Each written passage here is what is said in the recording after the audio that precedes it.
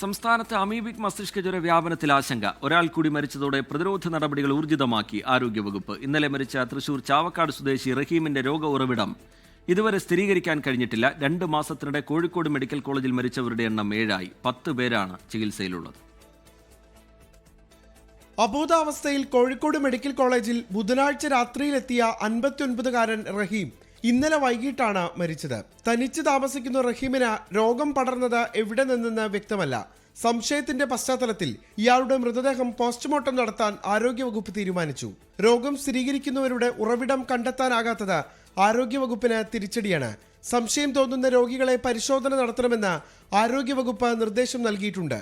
നിലവിൽ 10 പേരാണ് കോഴിക്കോട് മെഡിക്കൽ കോളേജിൽ രോഗം സ്ഥിരീകരിച്ച ചികിത്സയിൽ കഴിയുന്നത്. കഴിഞ്ഞ 2 മാസത്തിനിടെ 7 പേരുടെ മരണവും സ്ഥിരീകരിച്ചിരുന്നു. 24 കോഴിക്കോട്. ലോകത്തെവിടെയായാലും ഏത് സമയത്തും 24 വാർത്തകളും ഓഗ്മെന്റഡ് റിയാലിറ്റി പാക്കേജുകളും എക്സ്പ്ലെയിനറുകളും വിശദമായി കാണാൻ ഞങ്ങളുടെ യൂട്യൂബ് ചാനൽ നിങ്ങൾക്ക് സബ്സ്ക്രൈബ് ചെയ്യാം.